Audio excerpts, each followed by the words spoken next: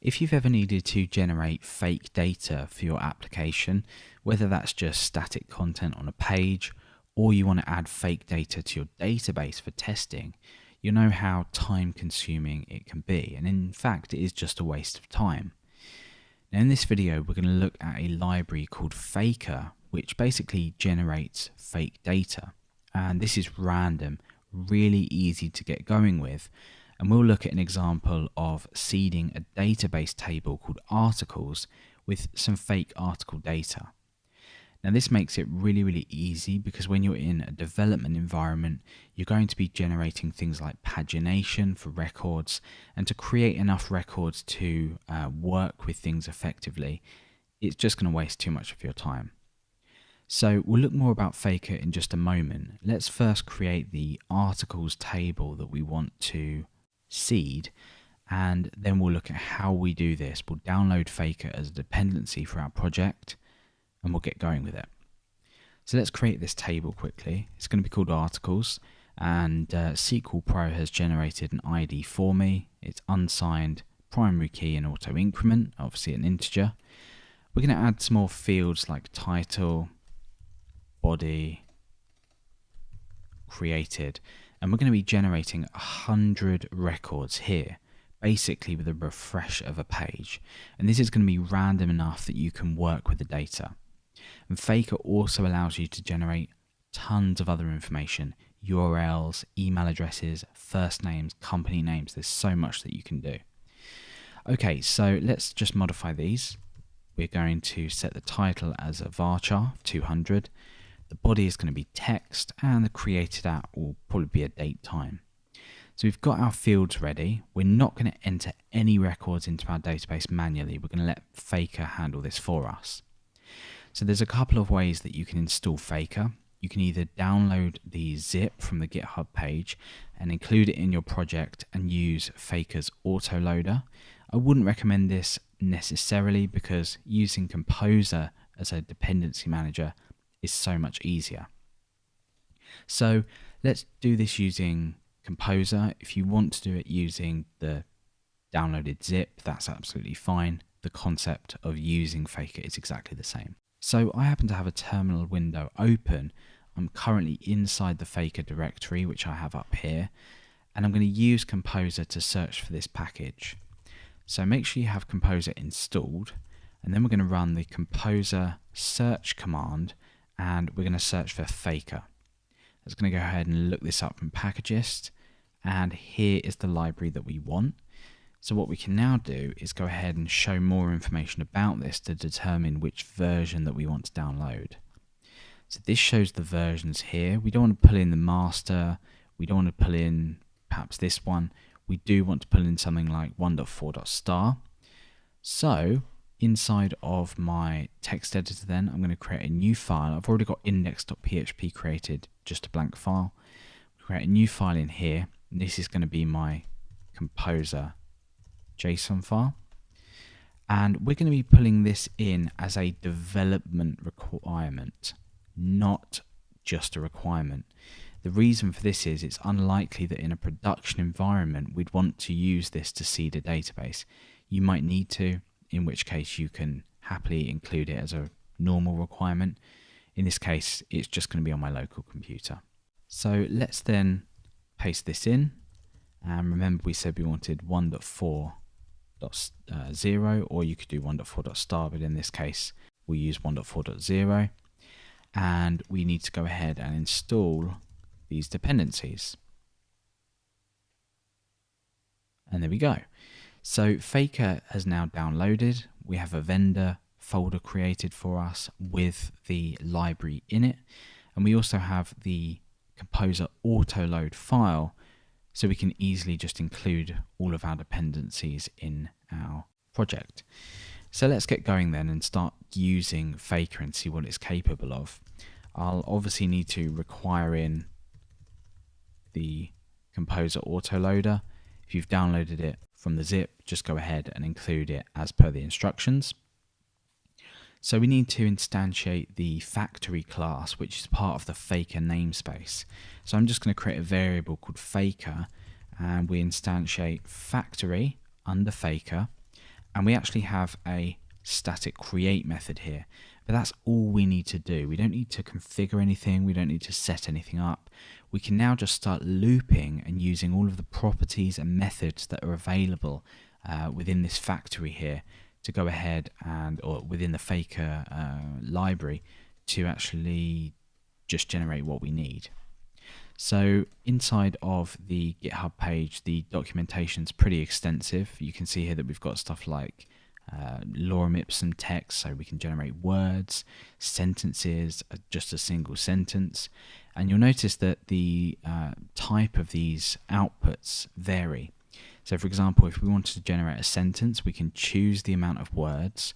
If we want to generate sentences, we can also choose the amount of words. But in this case, we generate an amount of sentences if we were to use something like paragraphs. So this is a method that allows us to define how many paragraphs we want to generate. So say per article we want to generate 20 paragraphs. We'd use the paragraphs method, provide 20 as an argument, overriding the default 3. This would return us an array which we can then manipulate and insert into the database. That's exactly what we're going to be doing. We can also generate things like first names for male and female, address information, phone numbers, company information. We can generate date times. Date times is quite interesting because then you can use that, further manipulate it. Internet things, so like URLs, email addresses, usernames, passwords. The list goes on and on. Take a look at this and see, and to be honest, probably most of it will be relevant to your data needs. So let's start with a really simple example and generate some words here. So what we need is a loop. So within this loop, Faker is going to keep up to date with how many times we've looped. We won't go into that, but it will then generate fake data based on the amount of times that property or method is accessed. So for example, let's do a for each loop, and let's just stick the range function in here and say we want to generate 1 to 100. So this will generate an array with 100 elements, and we can just loop that as x. So this will basically loop 100 times. You can generate, say, or use a for loop if you prefer. It's entirely up to you. So let's just take a look at an example. So I'm going to echo out Faker as being instantiated up the top there, and I'm going to say word, and then I'm going to just generate, or append on rather, a break. So we now get the following: a list of 100 random words. There we go, simple as that. But we want to do a little bit better than that, and we actually want to seed our database with data. And the concept applies to any data you're working with. So after you've finished watching the video, you can go ahead and apply the same concept to any table, any data. So the first thing I want to generate then is a body for my article, because this is the more complex item that we're going to be doing, because we need a little bit of manipulation. And for this, we're going to be using Faker paragraphs, and we're going to generate how many paragraphs, or tell this method how many paragraphs we want. So in this case then, if we just do a print r on the body, this is going to give us the following. So we've got an array of 20 items full of paragraphs.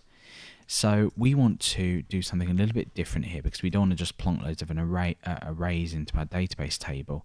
What we want to do is we want to surround each of these paragraphs with a paragraph tag.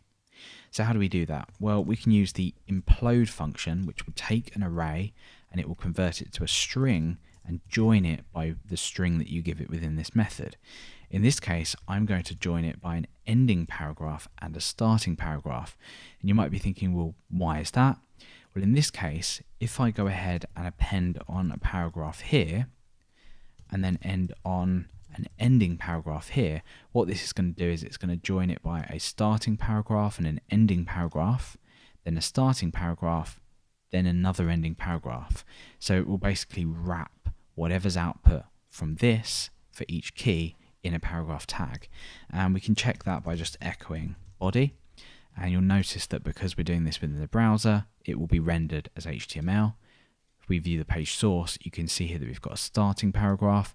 If we follow this all the way down, we've got an ending paragraph, and so on and so forth. So this is now data that's ready to go into our database. Okay, so let's, before we go on, just create a connection to our database. I'm just going to be using PDO here. And obviously within here, we're going to choose the driver. We're going to choose the host, so localhost or 127.0.0.1. We're going to choose the database name, which is site for me, and the credentials for login.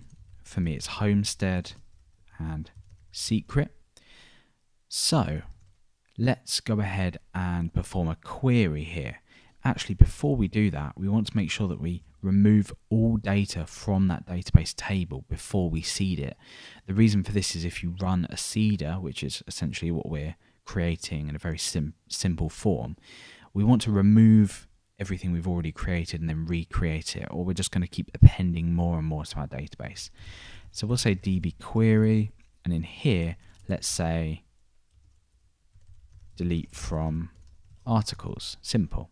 So that's going to remove all the articles, then populate the database.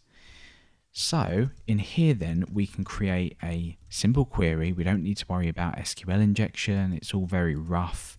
We are querying within a loop, but we're not concerned with the performance on a development environment. It doesn't matter if you have to wait a couple of seconds.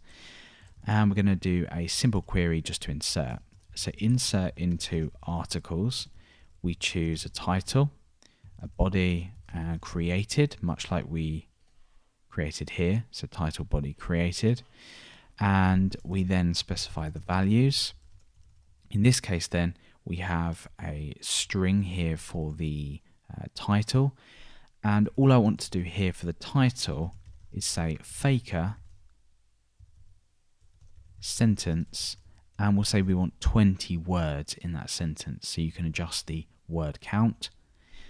The next is the body. We already know that we have generated that, surrounded by paragraphs.